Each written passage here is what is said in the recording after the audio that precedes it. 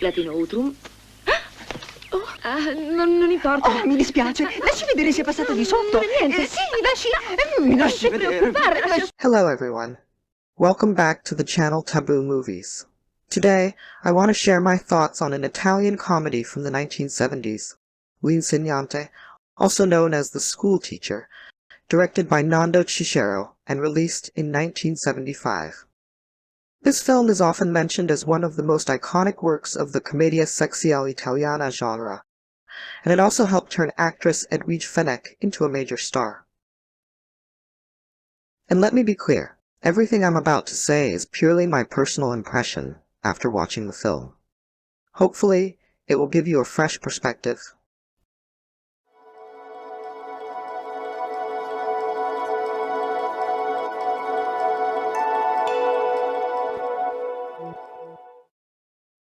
First of all, to understand this movie, we need to talk a little about its context. In Italy during the 1970s, audiences loved lighthearted comedies, mixed with a touch of romance and playful mischief. L'insegnante quickly became a phenomenon, sparking an entire wave of similar films.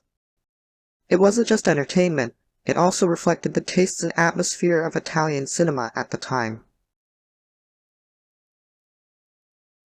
The story itself is quite simple. A wealthy family hires a private tutor named Giovanna to help their son Franco improve in school.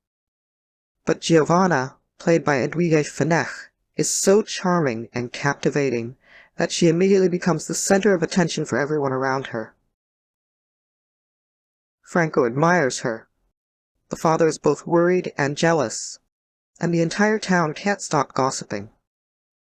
The comedy arises from misunderstandings, exaggerated reactions, and the contrast between innocence and desire. To be honest, the script isn't very complex. In fact, it can feel predictable. But what makes the movie work is the way the situations are staged and performed. It creates a chain of lighthearted laughter, the kind of classroom-style comedy that feels very typical of its time.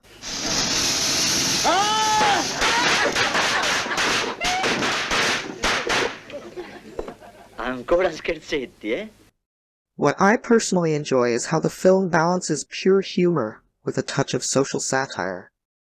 This was an era where Italian men were fascinated by beautiful women, while women often managed to steer situations with intelligence and wit.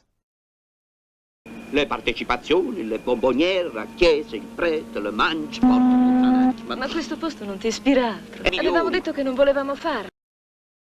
Watching L'Insegnante today feels like stepping back into a slice of the 1970s. The movie doesn't aim for depth or tragedy, it's simply about fun.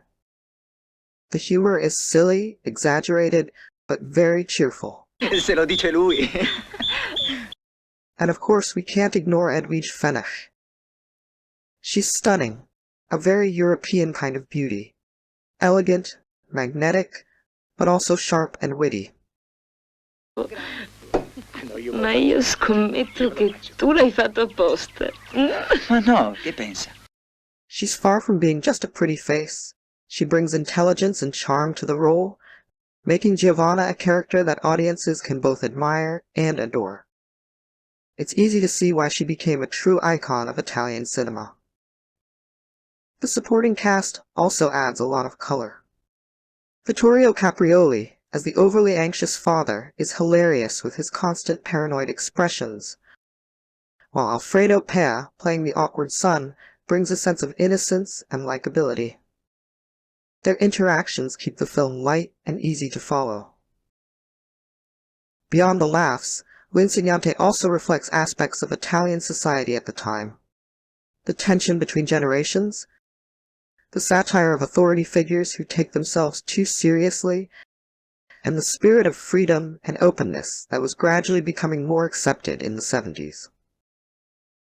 It's also worth noting that this film launched a whole series of school-teacher comedies, all built around the idea of a charismatic woman shaking up a conservative environment.